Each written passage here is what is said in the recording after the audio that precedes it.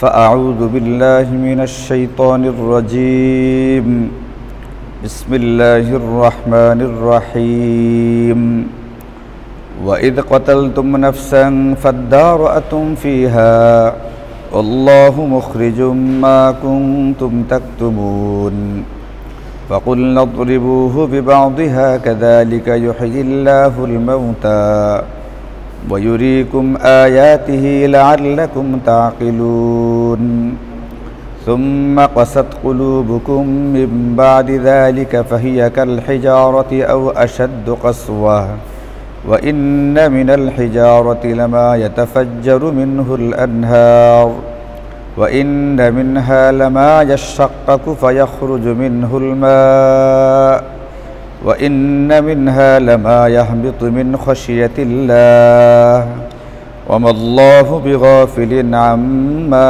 تعملون صدق الله مولانا العلي العظيم سبحانك لا علم لنا إلا ما علمتنا إنك أنت العليم الحكيم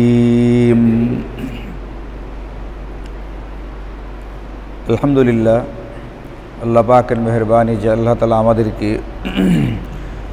আমাদের নিয়মিত তাফসীরের মাহফিলে বসার তৌফিক দিয়েছেন।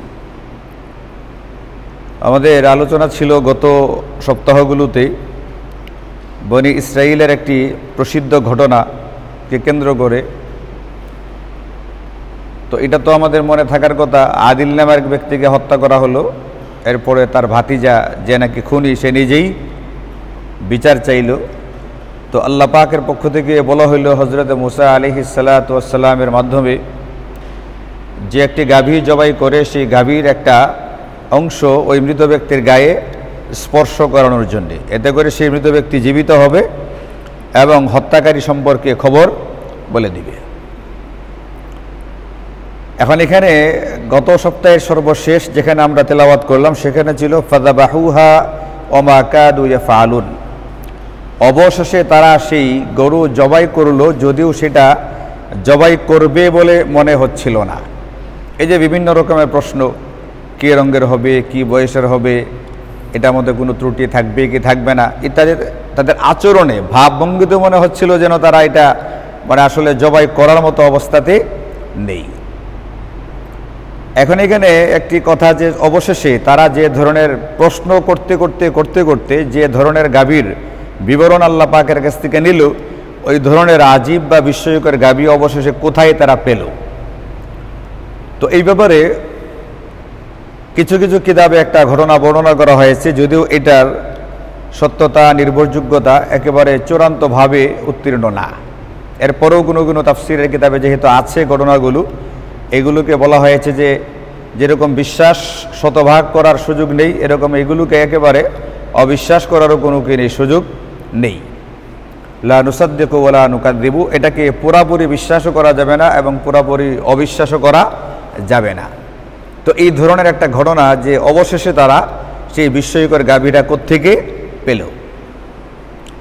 তো এই ব্যাপারে কোনো কোনো তাফসীরের কিতাবে যে ঘটনাটা বর্ণিত আছে মাতৃভক্তির একটি প্রচণ্ড সুন্দর ঘটনা। এই ঘটনা হলো, এক ব্যক্তি মারা যাওয়ার আগে তার স্ত্রীকে ওসিয়ত করে বলে গেল যে আমি আমার ছোট্ট শিশু সন্তানটার জন্য একটা গাভী রেখে গেলাম অমুক জঙ্গলে, এটাকে আমি ছেড়ে দিয়েছি, আল্লাহ পাকের হেফাজতে রেখে দিয়েছি। আমার শিশু সন্তানটা বড় হলে তুমি তাকে এটা বলবে যে তার জন্য এই গাভীটা ওখানে রাখা আছে, সেই জন্য ওখান থেকে গিয়ে এটাকে সংগ্রহ করে নেই। তো এরপরে ব্যক্তি মারা গেলেন। মারা যাওয়ার পরে বাচ্চাটা আস্তে আস্তে বড় হলো এবং বাচ্চাটা খুবই ধার্মিক ছিল, মাতৃভক্তির একটা প্রচণ্ড ব্যাপার তার মধ্যে ছিল। এ বাচ্চারা বড় হওয়ার পরে জঙ্গলে কাঠ কেটে সেই কাঠগুলো বিক্রি করতো, লাকড়ি বিক্রি করে তার সংসার এবং তার জীবিকা নির্বাহের ব্যবস্থা করত। যে টাকাগুলো কামাই করতো সেটাকে 3 ভাগ করত। 1 ভাগ তার নিজের এবং সংসারের কাজে ব্যয় করত, আরেক ভাগ সম্পূর্ণ তার মাকে দিয়ে দিত মার খরচের জন্যে, আরেক ভাগ সে আল্লাহ পাকের রাস্তায় দান খয়রাত ইত্যাদি এইগুলো করত। মসজিদ মাদ্রাসা বিভিন্ন ধরনের দরিদ্র ব্যক্তি সাদাকা দান সাদাকার ক্ষেত্রে এই টাকাগুলো ব্যয় করত। এরকমভাবে এই বাচ্চাটা বড় হওয়ার পরে সে যে রাত্রি যাপন করতো, রাত্রিটাকে 3 ভাগে ভাগ করেছিল। এক ভাগ সে ঘুমাইতো, এক ভাগ সে মায়ের সেবা করত, আর এক ভাগ সে আল্লাহ পাকের ইবাদত বন্দেগী করে পার করত। এতটাই ধার্মিক একটা ছেলে ছিল। তো বাচ্চাটা বড় হওয়ার পরে একদিন তার মা তাকে বলল যে, দেখো তুমি তো এখন বড় হইছো এবং সংসারের যে খরচ যেটা, এটা তুমি সংগ্রহ করো বড় কষ্ট করে।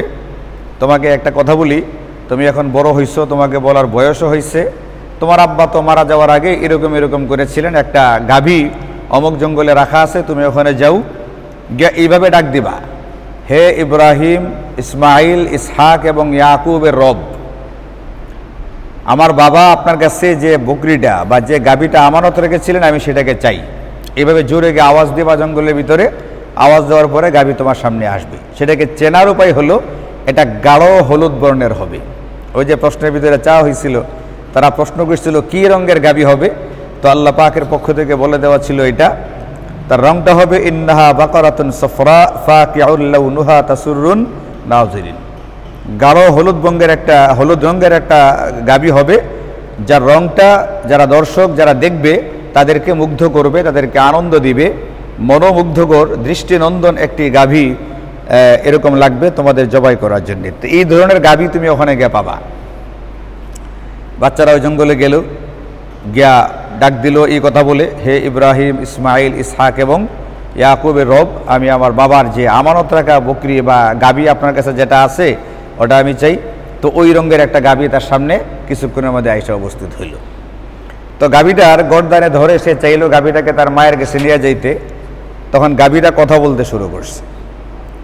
কারণ গাভী কেমনে কথা বলবে, এটা তো আমার আপনার কাছে একটা অবিশ্বাস্য বিষয়, কিন্তু ঘটনা তো এটাও একটু আগে আমরা যারা পড়লাম গত 2-1 সপ্তাহ আগে, যে মৃত গাভীটাকে জবাই করার পরে যখন ওই গাভীর একটা অংশ দিয়ে মৃত ব্যক্তির গায়ে আঘাত করা হবে, তখন তো সেই মৃত ব্যক্তিও কি হয়ে যায়, জীবিত হয়ে যায়। এটাও তো একটা বিস্ময়কর ঘটনা। এরকমভাবে হযরত ঈসা আলাইহিস সালাতু ওয়াস সালাম যখন একেবারে কোলে কাছলি, তখন তিনি ওই কোলে থাকা অবস্থাতেই যখন তার মার ব্যাপারে বিভিন্ন কথাবার্তা বলা হইতে লাগলো, যে মারিয়ামের বিয়ে হয় নাই, কোনো পুরুষের সংস্পর্শে যায় নাই, তার বাচ্চা কিভাবে হলো, যখন পাড়া প্রতিবেশী বিভিন্ন রকমের বাজে কথা বলতে শুরু করলো, হযরত মারিয়াম বললেন, আরে তোমরা এই জাতীয় কথাবার্তা বলো না, আমার সন্তানটাকে জিজ্ঞেস করো। তা হযরত ঈসা আলাইহিস সালাতু ওয়াস সালাম দুলনার শিশু দুলনা থেকে বললেন যে ক্বালা ইন্নী আব্দুল্লাহ, আরে আমি তো আল্লাহর বান্দা।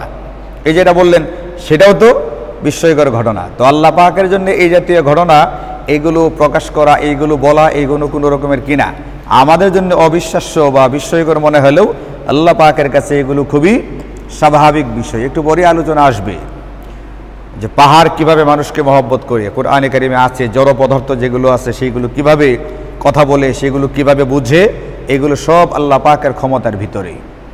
এবং আমরা তো এটাও জানি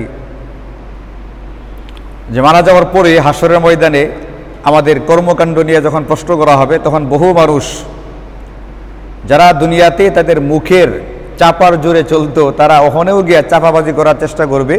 তো আল্লাহ তাআলা মুখের মধ্যে কি করে দিবেন, মোহর মেরে দিবেন, সেলাই করে দিবেন।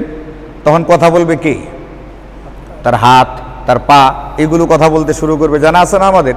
তো মারা যাওয়ার পরে পরকালে যদি আল্লাহ পাক আমাদের হাত পাকে দিয়ে কথা বলাতে পারেন, তাহলে এই দুনিয়াতেও তো কথা না বলাইতে পারার কোনো কি নেই, বিষয় নেই। আল্লাহ পাক সব কিছু পারেন। কিন্তু কিছু কিছু বিষয় এমন আছে যেগুলো পরকালেই ঘটবে, দুনিয়াতে ঘটবে না, সেইগুলো বিষয় নিয়ে আবার বাড়াবাড়ি না করা চাই। যেমন গতকালকে আমাদের নেত্রকোনা শহরের একজন মসজিদের ইমাম সাহেব ফোন দিয়েছেন একটা মাসআলা জানার জন্য। বোঝেন কি ধরনের মানে প্রশ্ন মানুষ করতে পারে, কতটুকু বিস্ময়কর হলে। ওই হুজুর নামাজ পড়ান লুঙ্গি পরে, যেহেতু মসজিদে থাকেন, তো মসজিদে থাকলে তার সবসময় কী লাগে না, পায়জামা লাগে না। আমি যেহেতু বাসা থেকে আসি এই জন্য পায়জামা পরে আসি। অনেক সময় এখানে ঘুমাইলে কিন্তু আসরের সময় আবার লুঙ্গি পরে নামাজ পড়াই এমন হয়। আমাদের মুয়াজ্জিন সাহেব থাকলে উনি তো লুঙ্গি পরেই পড়ান। আপনারা যারা মুসল্লি এখানে আসেন, এই যে অনেকে কিন্তু এই মুহূর্তে লুঙ্গি পড়া আছেন।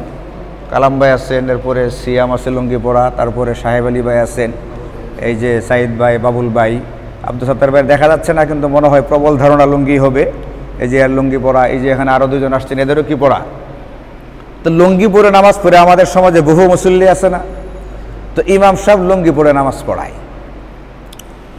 এখন ওই মসজিদের যিনি সেক্রেটারি, খুব প্রভাবশালী ব্যক্তি ওই মহল্লার, তিনি ইমাম সাহেবকে বলেন, হুজুর আপনি লুঙ্গি পরে নামাজ পড়েন, এই নামাজ কিন্তু হবে না।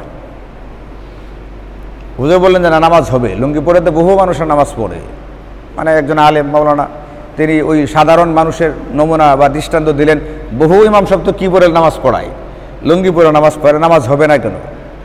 তো ওই লোকে বলছে লুঙ্গি পরে নামাজ এই জন্য হবে না যে লুঙ্গির তো নিচে দিয়ে খোলা, জমিন তো আপনার সতর দেখে ফেলতেছে, জমিনে কি দেখতেছে, সতর দেখতেছে, কাজে আপনার কী হওয়ার কথা না নামাজ। তো উনি বললেন জমিনে কি দেখতেছে না দেখতেছে এটা দেখার বিষয় না, দেখার বিষয় হলো কোনো মানুষ আমার সতর কী করতেছে কিনা, দেখতেছি কিনা। জমিনের তো প্রাণ নাই, এটা দেখলেও কোনো অসুবিধা নেই। তখন ওই লোকে জবাব দিয়েছে সেক্রেটারি, না জমিনের প্রাণ আছে, নাই কে বলছে আপনার কাছে? হুজুরাই দেওয়াজ করে যে হাসরের ময়দানে জমিনে কি দিবে, সাক্ষী দিবে, সুতরাং জমিনের প্রাণ আছে, জমিন আপনার সতর দেখে ফেলে, আর সতর যদি কারোরটাকেও দেখে ফেলে তাহলে তার কি হয় না, নামাজ হয় না। এখন এই মুসল্লিরা আপনি কেমনে বুঝাইবেন? আপনি বলেন, তার দিমাগ কোন জায়গায় কাজ করতেছে? এটাকে আসলে প্রশ্নের জন্য প্রশ্ন নাকি ইমাম সাহেবকে বিরক্ত করার জন্য প্রশ্ন? এটা বিরক্ত করার জন্য প্রশ্ন, এটা কোনো প্রশ্ন হলো? নবীজি সাল্লাল্লাহু আলাইহি ওয়াসাল্লামের জামানায় কি পায়জামা প্যান্ট এইগুলো ছিল না? ওই সময় লুঙ্গি পরেই নামাজ পড়া হইতো। এমনকি ওই জামানার লুঙ্গিগুলো সেলাই করা পর্যন্ত হইতো না। আমাদের লুঙ্গিগুলো তো কী করা থাকে, আমরা ছোটোবেলায় তো লুঙ্গি কিনা পরে আলাদা আবার 5 টাকা দিয়ে কী করতে হইতো, সেলাই করতে হইতো। এখন তো সেলাই করতে হয় না, সেলাই করাই থাকে। কিন্তু ওই জামানায় তো লুঙ্গি ছিল, পায়জামা ছিলই না। 2 নম্বর হচ্ছে লুঙ্গিগুলো আবার কি করা থাকতো না, সেলাই করা থাকতো না। তাহলে তাদের নামাজ কি হয়েছে না হয়েছে না? যদি তাদের নামাজ হয়ে থাকে তাহলে আমাদের নামাজ হবে না কেন? 2 নম্বর কথা হচ্ছে, বর্তমান জামানায় আমাদের যখন হাজি সাহেবানরা হজ করতে যান তারা কি পরেন? এই যে কিছুদিন আগে মামা ঘুমাই গেছে কিনা, মামা যে উমরা ঘুরে আসছেন, হ্যাঁ সজাগ আছেন, উমরা যে ঘুরে আসছেন, উনি কি পায়জামা পইরা পরে তোয়াফ করছেন নাকি ওই যে নিচের এহরামের কাপড় পইরা তোয়াফ করছেন? তো এহরামের কাপড়টা তো লুঙ্গির মতোই, বরং এটার ভিতরে আরও সুবিধা আছে। এটা হলো ওই আগের জামানার কি ছাড়া, সেলাই ছাড়া। লুঙ্গিটা তো সেলাই করা থাকে, এহরামের কাপড়টা কিন্তু কি করা থাকে না। মানে হজের সময় 4-5 দিন যে হাজি সাহেবেনরা হজের এহরাম পরে থাকেন, ওই যে হজ কাফেলার লোকও আছে, মাহবুল হক ভাই আছেন, ওনারা তো আর পায়জামা বইরা কি করেন না, হজ করেন না। 4-5 দিন এই কাপড়টা পরিধান করে থাকেন। হজের যিনি ইমাম হয়ে থাকেন, খতিব হয়ে থাকেন, যিনি খুতবা দিচ্ছেন আরাফার ময়দানে এবং এতে ওই যে কোন মসজিদে যিনি খুতবাটা দেওয়া হয়, মসজিদুল কি মসজিদ, ওখানে একটা মসজিদ আছে, হ্যাঁ না ওখানে একটা আলাদা মসজিদ আছে, এটা শুধুমাত্র হজের সময় খোলা হয়, এছাড়া বাকি সময় একটা নামাজ হয় না, বিশাল মসজিদ। হ্যাঁ, তো ওইখানে যে খতিব সাহেব যিনি খুতবা দেন হজের সময়, তিনিও তো হজ করতে থাকেন। ওনার তো কি পরা থাকে, এহরাম পরা থাকে, লুঙ্গি না, কি পরা থাকে, এহরামের কাপড়টা পরা থাকে। এটারও তো কি করে নাই, সেলাই করে নাই, এবং এটা তো পায়জামা না। তাহলে এই লোকের কথা অনুযায়ী এই যে প্রায় 30 থেকে 40 লক্ষ মানুষ হজ করে এবং সারা বছর আপনার একবারে প্রতিদিন 24 ঘন্টা হাজার হাজার উমরাকারী ব্যক্তি কী করতেছেন, এই মুহূর্তেও গিয়ে দেখবেন যে বাইতুল্লাহ শরীফে তোয়াফ হচ্ছে, লাইভ দেখবেন, অথবা ওখানে যারা আছে তোয়াফ চলছে, উমরা করতেছে। তো তাদের তো একজনের গায়ে কি নেই, পায়জামা নাই। তাহলে এদের নামাজ কি হইতেছে না হইতেছে না? তাহলে এটা কি ধরনের কথা যে আপনি লুঙ্গি পরে নামাজ পড়ালে আপনার কি হচ্ছে না, নামাজ হইতেছে না? তো এতদিন আপনি কেমনে পড়লেন? আপনি যে সারা দুনিয়াতে এত মানুষ পড়তেছে লুঙ্গি পরে নামাজ, তারাই কিভাবে পড়তেছে? এই জাতীয় উদ্ভট প্রশ্ন এগুলো না করা চাই। এই জাতীয় প্রশ্নের উত্তর দেওয়াই ফেক এবং ফতোয়ার কিতাবগুলোতে নিষিদ্ধ করা আছে। মানে ওখানকার যে উসুলগুলো আছে ফতোয়া বিভাগের, এই জাতীয় উদ্ভট প্রশ্নের উত্তরই দিতে নেই, এই সমস্ত প্রশ্ন শুনতেই নেই। এগুলো শুধুমাত্র বিরক্ত করার জন্যে, এবং এইগুলো কোনো রকমের গ্রহণযোগ্যতা রাখে না এই জাতীয় প্রশ্নে। এই জন্যে এই গরুটা কিভাবে কথা বলতে শুরু করলো যে, হে যুবক, তুমি আমাকে টেনে না নিয়ে বরং তুমি আমার উপরে উঠো, আমি তোমাকে সাওয়ার করাইয়া তোমার মার কাছে নিয়ে যাই, তোমার কষ্ট করে হেঁটে যাওয়া দরকার নেই। কারণ গরু কেমনে কথা বলতে শুরু করলো, আল্লাহ পাকের কুদরতে সব কিছুই হতে পারে, এটা নিয়ে অবিশ্বাস্য বা অবিশ্বাস করার কোনো কি নাই, সুযোগ নেই। তখন যুবকটা বলল যে, আমি তোমার পিঠের উপরে সাওয়ার হতে পারবো না, কারণ আমার মা আমাকে বলেছেন তোমার গর্দানে ধরে তোমাকে নিয়ে যাইতে, তোমার উপর আমি সাওয়ার হইতে পারবো না। তখন গরুটা বলল, তুমি হে মায়ের ভক্ত ছেলে, তুমি ঠিক কাজ করেছো। তুমি যদি আজকে আমার কথায় আমার পিঠে সওয়ার হইতা, তাহলে কখনোই তুমি আমাকে তোমার অনুগত গাবি হিসাবে পাইতা না। এখন তুমি শুধু আমাকে না, তুমি যদি এই মুহূর্তে পাহাড়কে কোনো নির্দেশ দাও, পাহাড় তোমার কথা মতো চলতে শুরু করবে। ছেলে ওই গাভীকে নিয়ে তার মায়ের কাছে গেল। মায়ের কাছে যাওয়ার পরে মা গাভী দেখলেন, বললেন যে হ্যাঁ ঠিকই আছে, এটাই তোমার বাবার গাভী। এখন তুমি এক কাজ করো, তোমার যেহেতু কষ্ট করে জীবিকা নির্বাহ করতে হয়, এটাকে বাজারে বিক্রি করে ফেলো। তো পরের শনিবারে বাজারে ওঠানো হলো। শনিবার বলতে আমি আমাদের এখানকার মতো করে বললাম আর কি, মানে তাদের যখন বাজারে ওঠাবার কথা ওই সময় বাজারে ওঠাইলো। ওঠানোর আগে তার মা বলল, তুমি এটা বিক্রি করবা 3 দিনার দিয়া, কিন্তু যদি কোনো কারণে কম বেশ করে বিক্রি করতে হয় তাহলে বিক্রি করার আগে অবশ্যই আমাকে জিজ্ঞেস করে তারপরে বিক্রি করবা। উনি একটা সাধারণ দাম ওই মুহূর্তে যত হতে পারে 3 দিনার, দিনার মানে হচ্ছে স্বর্ণ মুদ্রা, ওই জামানার যে মুদ্রাগুলো ছিল, এটা তার মা বলে দিলেন। এই যুবক এই গাভী নিয়ে বাজারে গেল। বাজারে যাওয়ার পরে এক লোকের গাভীটা এতই পছন্দ হইল যে সে বলল, কত টাকা? বলে 3 দিনার। বলে আমি তোমাকে 6 দিনার দিচ্ছি, গাভীটা আমাকে দিয়ে দাও। তার মা বলছে কত? 3 দিনার। আর ক্রেতা বলতেছে কত? 6 দিনার। তো ছেলে বলল যে না, 6 দিনার দিলে কে দেয়, আমার মাকে একটু ফোন করে, ফোন না মানে একটু কী করতে হবে, মাকে গিয়ে জিজ্ঞেস করে জেনে নিতে হবে যে আমি কি বেশি দামে বিক্রি করবো কিনা। তখন ক্রেতা যে কিনতে চাইতেছিল সে বলল, আরে তোমারে কম দিলে তখন তুমি তোমার মা রেখে করতে পারো, জিজ্ঞেস করতে পারো, তোমাদের কম দিচ্ছি না, আরও কী দিচ্ছি, বেশি দিচ্ছি, তোমার মা আরও খুশি হবে, 6 দিনার নিয়ে যাও। ওই যুবক বলল, আপনি যদি আমাকে এই গাভীটাকে ওজন কইরা গাভীর সমপরিমাণ স্বর্ণ দেন, এরপরও আমি মার কথার বাইরে কি করতে পারবো না, বিক্রি করতে পারবো না। তো যুবক আবার বাড়িতে গেল, তার মাকে জিজ্ঞেস করলো। মা বলল, যে লোকটা তোমাকে জিজ্ঞেস করছে সে মানুষ না, সে হচ্ছে ফেরেশতা, তোমাকে পরীক্ষা করবার জন্য আসছে। কাজে তুমি তার কাছে গিয়ে এখন আর বিক্রির গল্প বাদ দাও, বাদ দিয়া তাকে জিজ্ঞেস করো এটা বিক্রি করবো কি করবো না। তো যুবক ওই আবার বাজারে গেছে, ক্রেতার সাথে আলাপ করলো। ক্রেতাকে গিয়া বলার পরে তো বুঝছেই যে পরীক্ষা করতে আসছে, তার মা তো বুঝেই ফেলছে। তো জিজ্ঞেস করছে আমি এটা বিক্রি করবো কিনা। তখন ওই ক্রেতা বলে দিল, তুমি এই মুহূর্তে গাভীটা বিক্রি করবা না। একটা সময় সামনে আসতেছে, হযরত মূসা আলাইহিস সালাতু ওয়াস সালামের সম্প্রদায়ের ভিতরে একটা ঘটনা ঘটবে। ওই সময় ওই লোকেরা তোমার কাছে গাভীটা ক্রয় করতে আসবে, তখন তুমি বিক্রি করবা আর মূল্য নিবা। গাভীটার যে চামড়াটা আছে, চামড়ার ভিতরে যে পরিমাণ স্বর্ণ ধরে, এই পরিমাণ স্বর্ণ তার মূল্য নির্ধারণ করবা, এরপরে বিক্রি করবা। তারা এইটা দিয়েই তোমার কাছ থেকে কী করবে, এই গাভীটা নিবে। এ হলো সেই ঘটনা। আর বনি ইসরাইলের যে ঘটনা, একটা গাভী খুঁজতেছিল, আমরা তো আগেই পড়ে আসছি এই ঘটনাটা। তারা খুঁজতে খুঁজতে পরে এসে গাভী কার কাছে পাইছে। তারা যে রঙের গাভী চাইছে, যে গুণাগুণের গাভী চাইছে, যে বয়সের চাইছে, খুঁজতে পায় না। অবশেষে এই যুবকের কাছে পাইছে। যুবক ফেরেশতার শিখিয়ে দেওয়া মূল্য চাইছে এবং সেই মূল্য অনুযায়ী পরে গাভীরা তারা কিনতে বাধ্য হয়েছে। এই জন্য আল্লাহ বলছেন, ফাযাবাহুহা ওয়া মা কাদু ইয়াফআলুন। অবশেষে তারা গাভীটা জবাই করলো, যদিও জবাই করার মতো অবস্থা তাদের বোঝা যাচ্ছিল না। এরপরে আল্লাহ বলতেছেন, এই ঘটনার শুরুর ঘটনাটা যেটা আমি আপনাদেরকে মুখে বলেছিলাম, কোরআনে আগে বলি নাই, এখানে ঘটনাটা আকপিচ হয়েছে, মানে আগের কথাটা পরে চলে আসছে আর পরের কথাটা আগে গেছে। কারণ আগেও বলেছি আল্লাহ তাআলা কোরআনে কারীমে বিভিন্ন ঘটনা বলেন, মূলত ঘটনা হিসাবে না। ঘটনাগুলো আল্লাহ বলেন আমাদের যখন যেখানে যতটুকু বিষয় থেকে শিক্ষার খোরাক থাকে ওই বিষয়টা ওখানেই বর্ণনা করেন।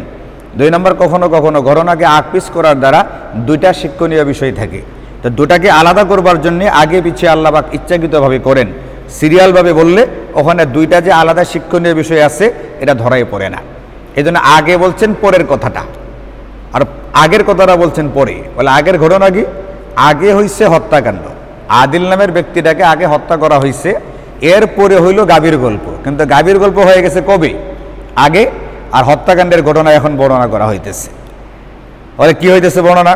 আল্লাহ তাআলা ইরশাদ করেন, ওয়াইদা কাতালতুম নাফসান ফাদারাতুম ফিহা, এবং স্মরণ করো তোমরা সেই সময়কার কথা যখন তোমরা একজন ব্যক্তিকে হত্যা করলে, এরপরে এই খুনের ব্যাপারে একে অপরকে দোষারোপ করছিলে। আচ্ছা বলেন, হত্যা আগে হয়েছে নাকি গাভী জবাই করার ঘটনা আগে হয়েছে? বাস্তবে কোনটা আগে হয়েছে? হত্যা আগে হয়েছে। এরপরে হত্যার তদন্ত করতে গিয়ে না গাভীর সহায়তা লাগছে, কিন্তু বর্ণনা করার সময় আল্লাহ আগে উল্লেখ করছেন কোনটা? গাভীরটা। আর হত্যার ঘটনা মাত্র বর্ণনা করতেছেন যখন তোমরা একে অপরকে দোষারোপ করতেছিলে। আর আল্লাহু মুখরিজুম মা কুনতুম তাকতুমুন, তোমরা যা গোপন করছিলে আল্লাহ পাক তা প্রকাশ করতে চাচ্ছিলেন। তারা গোপন করতে চাইতেছিল হত্যাকারীকে, সেটা প্রকাশ করবে না। খুনি যেন নিজেকে লুকিয়ে ফেলতে পারে, যেন আমাকে ধরতে না পারে, এই জন্য সে নিজেই বিচার চাইতে শুরু করলো যে আমার চাচাকে কে মারলো, আমি এটার কি চাই, আমি হত্যার বিচার চাই, এটা সেটা ভাবভঙ্গি দেখলে মনে হবে আহা সে একবারে ভাজা মাছটা কি করতে পারে না, উল্টে খাইতে পারে না, অথচ হত্যা করছে কে, সে নিজে। তো আল্লাহ পাক চাইলেন না, এটাকে প্রকাশ করবেন এবং সত্যিকারের খুনিকে ধরিয়ে দিবেন। এরপর আল্লাহ বললেন যে ফাকুল্লাহ, তখন আমি বললাম ইদরিবুহু বিবাদিহা, তোমরা ওই জবাইকৃত খাসির গাভীর একটা অংশ দ্বারা মৃত ব্যক্তির গায়ে স্পর্শ করাও, এই ব্যক্তি জীবিত হবে এবং তোমাদেরকে তার হত্যাকারী সম্পর্কে বলে দিবে। এখন কোন জিনিসের দ্বারা আপনার এটা করা হইল, এই আঘাতটা করা হয়েছিল, স্পর্শ করা হয়েছিল, এই ব্যাপারে তাফসীরের কিতাবে লেখছে যে ওই গাভীটার জিহ্বাটা দ্বারা, গাভীর জিহ্বা দ্বারা মৃত ব্যক্তির গায়ে স্পর্শ করা হলো। আবার কেউ কেউ বলছে না, লেজের দ্বারা, লেজের একটা অংশের দ্বারা স্পর্শ করা হইল। যে অংশের দ্বারাই হোক, এটা আমাদের মূল বিষয় না। মূল বিষয় হচ্ছে যে আল্লাহ তাআলা তার কুদরতের মাধ্যমে একজন মৃত ব্যক্তিকে দুনিয়াতেই জীবিত করে দেখাইছেন। তো যে সত্তা দুনিয়াতে একজন মৃতকে জীবিত করতে পারেন, তিনি মারা যাওয়ার পরে পারবেন না, পারবেন না।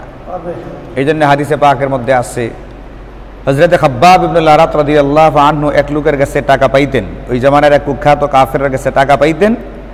তিনি কর্মকারের কাজ করতেন, ওই যে লোহা টোহা ইত্যাদি বানাই যে, এই কাজটা করতেন। তার কাছ থেকে কিছু একটা বানায় নিছে, টাকা দেয় না। তিনি টাকা চাইতে গেলেন, সে বলে টাকা পয়সা নাই, টাকা পয়সা দিতে পারবো না। তো তিনি বললেন না হইলে পরকালে হলো তোমার কাছ থেকে উদ্ধার করে নেব। তখন ওই লোক বলে আল্লাহ যদি আবার জীবিত করে তাহলে তখন তোরা আমি দেমনে যা। মানে এটা হলো সে পরকালে যে আবার জীবিত করা হবে, পুনরুত্থিত করা হবে, এটাকে কি করতে চায় না, স্বীকারই করতে চায় না, এটাকে অস্বীকার করতে চাই। তো আল্লাহ তাআলা সূরাতু আলিফ লাম মিম সাজদা, এই সূরার ভিতরে বলেন মা খালকুকুম ওয়ালা বাসুকুম ইল্লা কানাফসিন ওয়াহিদা, তোমাদের একজনকে সৃষ্টি করা এবং তোমাদের একজনকে পুনরুজ্জীবিত করা, পুনরুত্থিত করা, মারা যাওয়ার পরে পুনরায় জীবিত করা, এটা আমার কাছে গোটা দুনিয়ার মানুষকে জীবিত করার এক সমানই। আচ্ছা বলেন, যে ব্যক্তি একটা জিনিস তৈরি করতে পারে, ধরেন যে এক ব্যক্তি একটা হাত পাখা বানাইতে পারে, বাঁশ কাইটা এটাকে চাইছা এখান থেকে শলাকা তৈরি করে একটা পাখা কি করতে পারে, সে কি আরো দুটা বানাইতে পারবে না? তো আল্লাহ বলতেছেন আমি যেহেতু একজনকে সৃষ্টি করতে পেরেছি এবং একজনকে তোমাদের সামনে পুনরুজ্জীবিত করতে পেরেছি, সুতরাং আমার জন্য দুনিয়ার সমস্ত মানুষকে পুনরুজ্জীবিত করাটাও কি একই কথা, আমার জন্য এটা সম্ভব, এটা অবিশ্বাস করার কোনো কারণ নেই। মা খালকুকুম ওয়ালা বাসুকুম ইল্লা কানাফসিন, তোমাদের সবাইকে জীবিত করা, তোমাদের সবাইকে সৃষ্টি করা, এটা আমার কাছে এক ব্যক্তিকে সৃষ্টি করা এবং এক ব্যক্তিকে পুনরুজ্জীবিত করার সমতুল্য, আমার কাছে এটা কঠিন কোনো বিষয় নয়। তো আল্লাহ পাক এটা বললেন, এটা এই ঘটনাটা পরে আনলেন এই জন্য যে আমি বললাম যে গাভীর একটা অংশ দিয়ে তার গায়ে স্পর্শ করাও, এতে কি হবে, ব্যক্তি জীবিত হবে। আল্লাহ বলেন যে কাযালিকা ইউহইল্লাহুল মাউতা, এইভাবেই আল্লাহ তাআলা সমস্ত মৃতদেরকে আবার পুনরায় কি করবেন, জীবিত করবেন। কাজে যারা পরকালকে অস্বীকার করে, পুনরুজ্জীবনকে যারা অস্বীকার করে, তাদের এই অস্বীকার কোনো সুযোগ শরীয়ত রাখে নাই। আল্লাহ বলেন যে ওয়ায়ুরিকুম আয়াতিহি, আমি তোমাদেরকে আমার এই কুদরত দেখাই। এই যে গাভীর যে ঘটনা আমি তোমাদেরকে দেখাইলাম, এইগুলো কেন দেখাই, যাতে করে লাআল্লাকুম তাকিলুন, তোমরা সব কিছু বুঝতে পারো, অনুধাবন করতে পারো। কিন্তু আমাদের অসুবিধা হলো আমরা কি করতে রাজি না, বুঝতেই রাজি না বা বুঝতে পারি না, বুঝতে অক্ষম। কেউ কেউ তো বুঝতে একেবারে আসলে অক্ষম, এই জন্য সে বুঝেই না। আর কেউ কেউ আছে বোঝার পরেও এটাকে মেনে নিতে কি হয় না, রাজি হয় না। বোঝার পরেও যদি কেউ না মানে তাহলে কি হয়, এদের সম্পর্কে এখানেই আল্লাহ পাক বলতেছেন। বনে ইসরাইলের আগের ঘটনা থেকে আমাদের জন্য শিক্ষণীয় হলো, আল্লাহ পাকের পক্ষ থেকে যখন কোনো কিছু করতে বলা হবে তখন সেটা নিয়ে কোনো রকমের টালবাহানা করা যাবে না। টালবাহানা করা ছাড়াই, যেমন গাভীর কথা বলা ছিল, এত প্রশ্ন না করে গাভীটা জবাই করে ফেলার প্রয়োজনীয়তা ছিল, ওটা ছিল ওখানের শিক্ষণীয় বিষয়। আর এখানকার শিক্ষণীয় বিষয় হলো যে আল্লাহ পাক চাইলে মৃতকে পুনরুজ্জীবিত করতে পারেন, এতে আল্লাহ পাকের কোনো বেগ পেতে হয় না। কোন বললেই ফায়াকুন, সব কিছু কি হয়ে যায়, এমনি এমনিই হয়ে যায়। কিন্তু অসুবিধা হলো এটা, আল্লাহ বলেন যে সুম্মা কাসাত কুলুবুকুম মিন বাদি যালিকা ফাহিয়া কাল হিজারাতি আও আশাদ্দু কাসওয়া, এত কিছুর পরেও তোমাদের হৃদয় কঠিন হয়ে গেল। এখানে আল্লাহ পাক কুদরত দেখাইলেন, মৃত ব্যক্তিকে জীবিত করলেন, গরুর ঘটনা সংঘটিত করলেন, এর আগে আল্লাহ পাক পাহাড়কে মাথার উপরে তুলে ধরলেন, অনেকগুলো ঘটনা গেছে না। এত কিছু করার পরেও আল্লাহ বলেন তোমাদের হৃদয় কঠিন হয়ে গেল। কিরকম কঠিন হয়েছে, ফাহিয়া কাল হিজারা, পাথরের মতো, আও আশাদ্দু কাসওয়া, বরং আল্লাহ বলেন তার চেয়েও বেশি কঠিন হয়ে গেছে। মাঝখানে ছোট্ট একটা কথা বলিনি, কোনো তাফসীরের কিতাবে লিখছেন যে আচ্ছা আল্লাহ পাক চাইলে ওই নিহত ব্যক্তিটাকে গাভী জবাই কইরা গাভীর কোনো গোশতের টুকরা দেয়া তাকে স্পর্শ করা ছাড়াও তো কি করতে পারতেন, জীবিত করতে পারতেন না তার কুদরতের মাধ্যমে। তো আল্লাহ পাক এই বিস্ময়কর গাভী কেন তালাশ করাই দিয়ে গেলেন এবং সেটার মাধ্যমেই কেন তিনি জীবিত করতে গেলেন? কাজটা তো সহজে হতে পারতো। এটার কারণ বলছে এটা আপনারা পিছনে শুনেছেন, আরও সামনে শুনবেন ইনশাআল্লাহ। হযরত মুসা আলাইহিস সালাতু ওয়াস সালামের ঘটনা কুরআনে কারীমে সবচেয়ে বেশি পরিমাণে আসছে নবীদের মধ্যে। হযরত মুসা আলাইহিস সালাতু ওয়াস সালাম সম্পর্কে যখন ফেরাউনের দরবারের এক ব্যক্তি বলল যে একটা এমন শিশু জন্ম নিতে যাচ্ছে যার হাতে তোমার রাজ্যের কি হবে, পতন হবে, তখন কিন্তু বহু ছেলেপেলেরা কি করা হইল, হত্যা করা হলো। এটা তো কুরআনে কারীমেই আছে। হযরত মুসাকে হত্যা করার জন্য বহু নবজাতককে হত্যা করে ফেললো, মেয়েদেরকে দাসীবাদী বানায় রাখলো। ওই সময় বনে ইসরাইল মানে হযরত মুসা আলাইহিস সালাতু ওয়াস সালামের অনুসারী যারা, তাদের বিশাল একটা অংশ দীর্ঘদিন পর্যন্ত ফেরাউন এবং তার যারা অনুসারী এদেরকে বলে কিপ্তি, এদের সঙ্গে বসবাস করা লাগছে। আর এরা ছিল মূর্তি পূজারী, মুশরিক, যারা শিরিক করত। তো মুশরিকদের সঙ্গে চলাফেরা করতে করতে দীর্ঘদিন পর্যন্ত থাকতে থাকতে বনি ইসরাইলের ভিতরেও কিছুটা মূর্তির প্রতি একটা টান তৈরি হয়ে গেছিল। এবং ওই কিপ্তেরা আবার গরুকেও খুব সম্মান দিত, মর্যাদা করত।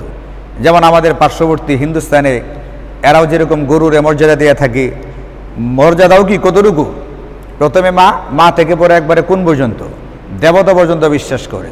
এমনকি করোনার সময় দেখলাম মানে গোবরের টালের ভিতরে গিয়া এরা উড়াউড়ি করতেছে, গায়ে যত বেশি পরিমাণে গোবর লাগাইতে পারবে তাদের ধারণা হইল তারা তত বেশি কি থাকবে, নিরাপদে থাকবে। কিছুদিন আগে একটা দেখলাম যে গরু পেশাব করতেছে, ওই লোকে ডাইরেক্ট গরুর পেশাবের নিচে গিয়ে বসে গেছে। সে মনে করছে এটা জমজমের পানি এখান থেকে কি হইতেছে, পড়তেছে, ওটার তলে বসে আছে। মানে স্বাভাবিক রুচি যেটা, স্বাভাবিক দিমাগ যেটা, এটাও কি করতেছে না ঠিকঠাক মতো কাজ। তো বনি ইসরাইল যাদের সঙ্গে থাকতো মিশরে বাধ্য হইয়া, ওই যে ফেরাউনের যারা অনুসারীরা, এদের ভিতরে মূর্তি পূজার এই স্বভাব ছিল এবং তারাও এরকম গরুরা কি করতে একটু সম্মান এবং মর্যাদা দিত। এই জিনিসটা দীর্ঘদিনের সোহবত বা সাহচর্যের কারণে বনি ইসরাইল ওই জামানা যারা মুসলমান তাদের ভিতরেও কিছুটা চলে আসছিল। তো আল্লাহ চাইলেন এই যে গরুর প্রতি তাদের একটা মর্যাদার যে চিন্তাটা, উপলব্ধিটা, এটাকে নষ্ট করা দরকার, নতুবা এখান থেকে আস্তে আস্তে কি হবে, শিরকের একটা জন্ম নিতে পারে। এই জন্য আল্লাহ তাআলা গাভী জবাই করাইলেন, করাইয়াদেরকে বুঝাইলেন আরে তোমরা যে গাভীটাকে মাবুদ মনে করো, যেটাকে তোমরা তোমাদের দেবতা মনে করো, এটা তো এতটাই অসহায় যে তোমাদের দেবতাকে তোমরা নিজের হাতে জবাই করলা, দেবতা নিজে নিজেরা কি করতে পারলো না, বাঁচাইতে পারলো না। যে নিজে নিজেকে বাঁচাইতে পারে না সেই দেবতা তোমারে কেমনে কি করবে, বাঁচাবে, তোমার কিভাবে হেফাজত করবে, তোমাকে কিভাবে রোগ থেকে সুস্থ করবে, কিভাবে তোমার অভাবকে দূর করবে। তো এই যে এই বিষয়টা, গাভীর প্রতি এই যে চিন্তাটা, এটাকে দূর করার জন্য আল্লাহ তাআলা এই ব্যবস্থা নিলেন এবং এটার মাধ্যমে তাদের ভিতর থেকে গাভীর প্রতি ভক্তি মহব্বতের বিষয়টাকে দূরীভূত করে দিলেন। কিন্তু এই ঘটনার পরে যখন তাদের হৃদয় একটু নরম হওয়ার দরকার ছিল, তাদের ভিতরে আল্লাহ রসুল যারা ছিলেন ওই সময় হযরত মুসা আলাইহিস সালাম, তার প্রতি যেখানে ভক্তি ভালোবাসা বাড়ার কথা, ঈমান বাড়ার কথা, আল্লাহ বলেন বরং তাদের ঈমান কবুল করার পরিবর্তে তাদের হৃদয় আরও এতটা শক্ত হইল যে এখানে আর ঈমান ঢুকতে পারল না। তাদের হৃদয় হয়ে গেল শক্ত কিসের মতো, ফাহিয়া কাল হিজারাতি, পাথরের মতো, আও আশাদ্দু কাসওয়া, অথবা পাথরের চেয়ে বেশি শক্ত। এখন আল্লাহ পাক পাথরের চেয়ে বেশি শক্ত কেন বললেন এই কথাটা? এই কথাটা এই জন্য বললেন যে এখানে সামনে আল্লাহ পাক 3 প্রকার পাথরের কথা বলতেছেন। আল্লাহ বলেন যে ইন্না মিনাল হিজারাতি লামা ইয়াতাফাজ্জারু মিনহুল আনহার, পাথরের মধ্যে কিছু পাথর এমন আছে যে পাথরগুলো থেকে নহর প্রবাহিত হয়। অর্থাৎ এদের ভিতরে আল্লাহ পাকের প্রভাব এত বেশি বিস্তার লাভ করে, এরা আল্লাহর ভয়ে এতটাই ভীত থাকে যে আল্লাহ পাকের ভয়ে এদের ভিতর থেকে এতটা পানি বের হয় যেখানে নদী নালা বয়ে যাওয়ার মতো। যেমন ধরেন আমরা জানি যে জমজম যে একটা পাথর আছে, এটা কিন্তু একটা পাথর, এই পাথর থেকে যে পানি বের হচ্ছে, আমরা যেটাকে বলি জমজমের পানি, এটা কি একটু আড্ডু বের হচ্ছে? এই পরিমাণে পানি বের হচ্ছে যে সারা পৃথিবীতে সেই পানি সাপ্লাই হইতেছে, এরপরও এখানে পানির কোনো কি হয় না, কমতি।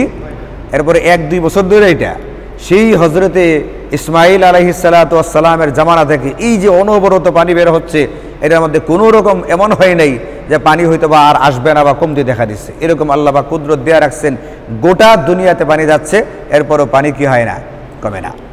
তো ইহুদিরা আল্লাহ পাকের ভয় বা আল্লাহ পাকের প্রভাব এতটুকু দিলের ভিতরে পোষণ করতো না যে তাদের চক্ষু দিয়ে পানি বের হবে, সেই পানির দ্বারা সে নিজে উপকৃত হবে। যেমন এই পাথর ফাইটা নদী নালা বের হয়েছে এবং সেই নদী নালার মাধ্যমে সারা দুনিয়ার মানুষ কি হচ্ছে, উপকৃত হচ্ছে। ইহুদিদের ভিতরে এই পাথরের গুণাগুণটাও নাই। 2 নম্বর পাথর, ওয়া ইন্না মিনহা লামা ইয়াশাক্কাকু ফায়াখরুজু মিনহুল মা। পাথরের মধ্যে কিছু পাথর এমন আছে যেগুলো থেকে ফেটে গিয়া পানি বের হয়। যেমন আমরা আগে পড়ে আসছি, শুনে আসছি, এখানেই তাফসীরের ভিতরে আপনারা জানেন যে বনে ইসরাইল 40 বছর আটকা ছিল কোন ময়দানে? তিহ ময়দানে। এখানে পানির সমস্যা ছিল, পানি ছিল না। পরে পানির ব্যবস্থা কেমনে হয়েছিল? আল্লাহ পাকের পক্ষ থেকে হযরত মুসাকে বলা হয়েছিল পাথরে আঘাত করেন লাঠি দিয়ে আঘাত করার পরে কয়টা ঝর্ণা হয়েছিল? 12টা ঝর্ণা হয়েছিল। হযরতে ইউসুফ আলাইহিস সালামরা কয় ভাই ছিলেন? 12 ভাই 12 গোত্র। ওখান থেকে 12টা ঝর্ণা শুরু হয়েছিল। কয়টা পাথর থেকে? একটা পাথর থেকে। তাহলে অনেক সময় পাথর ফেটে গিয়া পাথরের ভিতর থেকে কি বের হয়? অল্প স্বল্প পানি বের হয়। আগেরটা থেকে তো পানি বের হয়েছে একবারে নদী নালার মতো। এটার মধ্যে থেকে নদী নালার মতো না হলেও প্রচুর পরিমাণে পানি বের হয়েছে, বাকি আগেরটার চেয়ে কম। আল্লাহ বলেন ইহুদিদের হৃদয়টা আগেরটার চেয়ে যে কম আছে, নম্রতা, এদের ভিতরে এই পরিমাণও নাই যে একটু আড্ডু দিলটা নরম হবে, এই পরিমাণ নম্রতাও ইহুদিদের ভিতরে নেই, বনে ইসরাইলের ভিতরে নেই, তারা এটাও মানতে চায় না। 3 নম্বর পাথর বলেন যে ওয়া ইন্না মিনহা লামা ইয়াহবিতু মিন খাশিয়াতিল্লাহ। কিছু পাথর এমন আছে যে পাথরগুলো আল্লাহ পাকের ভয়ে তারা উপর থেকে নিচে গড়িয়ে পড়ে। এটা 3 নম্বরের পাথর, যাদের হৃদয়টা আরেকটু শক্ত প্রথম 2 প্রকার পাথরের চেয়ে। প্রথমটা এতটাই ভীত যে প্রচুর পরিমাণে পানি বের হইতো, পরেরটা আর একটু কম ভীত, এখান থেকেও পানি বের হয় কম। 3 নম্বরটা আল্লাহর ভয়ে এখান থেকে পানি বের হয় না, কিন্তু আল্লাহর ভয়ে উপর থেকে নিচে কি হয়, গড়ায় পড়ে। কিছুটা হলেও পাথরের ভিতরে ভয় আছে, কিন্তু ইহুদিদের ভিতরে এই 3 নম্বর যে প্রকারটা এই পরিমাণ কি নাই, ভয়ও এরা একটু মানে টলতে চায় না, একবারে দৃঢ় হয়ে দাঁড়ায় আছে। আল্লাহ বলেন এই জন্যে তোমাদের অন্তর পাথরের মতো, বরং তার চেয়েও বেশি কি হয়ে গেছে, কঠিন। পাথরের মতো হইলেও তো 3 নম্বরটার মতো হইলেও তো কিছুটা কি থাকতো, ভয় থাকতো। আল্লাহু বিগাফিলিন আম্মা তা'মালুন। এই আয়াতে কারিমার শেষ কথা হচ্ছে আল্লাহ কিন্তু তোমাদের কার্যকলাপ সম্পর্কে গাফিল নন, অনবহিত নন। সব কিছু দেখতেছেন, সব কিছু জানতেছেন, এবং প্রত্যেকেই তার কর্মফল কি করবে, ভোগ করবে।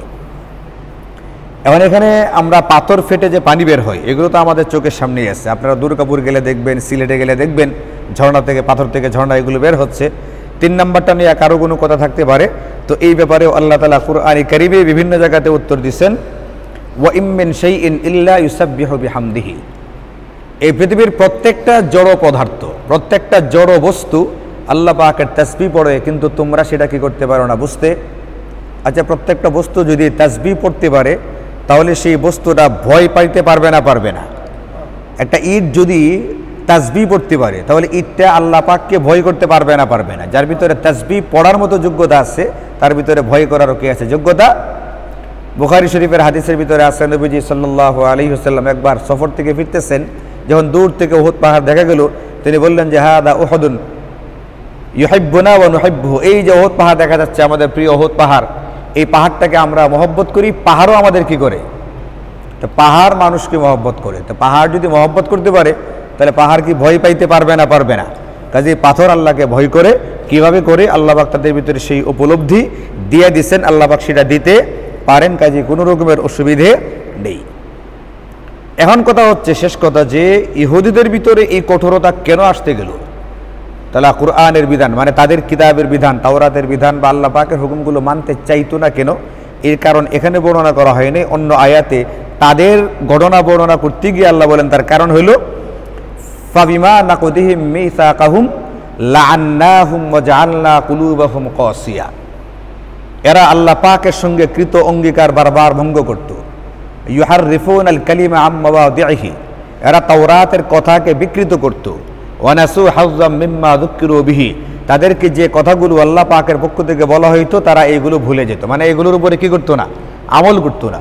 তো শরীয়তের বিধানকে যদি কেউ ইচ্ছাকৃতভাবে এড়িয়ে যায়, আমল করতে না চায়, অথবা এইগুলোকে যদি বিকৃত করার চেষ্টা করে, অথবা এইগুলোর মানবে, এটা বলার পরেও যদি না মানে, এই সমস্ত অপরাধের কারণে আল্লাহ বলেন যে লাআন্নাহুম, আমি এদের উপরে লানত করেছি, ওয়াজআলনা কুলুবাহুম কাসিয়া, এবং তাদের অন্তরকে আমি দগ্ধশক্ত করে দিয়েছি। তাহলে শরীয়তের বিধিবিধান কেউ যদি মানতে না চায়, যদি না মানে, তাহলে দুনিয়ার অন্যান্য শাস্তি, পরকালের শাস্তি, এগুলো পরে প্রথম শাস্তি হলো এইটা, আল্লাহ পাক তার হৃদয়টাকে শক্ত করে দেন।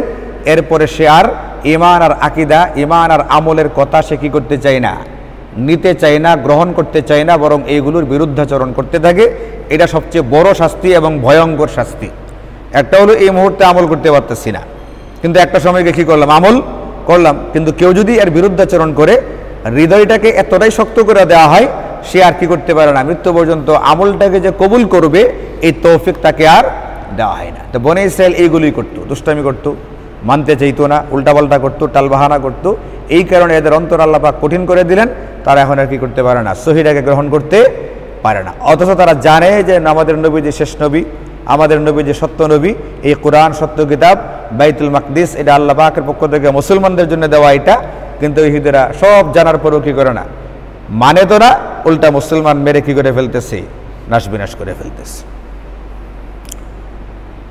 সামনে এদের এই আচরণ সম্পর্কে আল্লাহ পাক আরও বলবেন, তোমরা যারা চাইতেছো সেটা হবে না।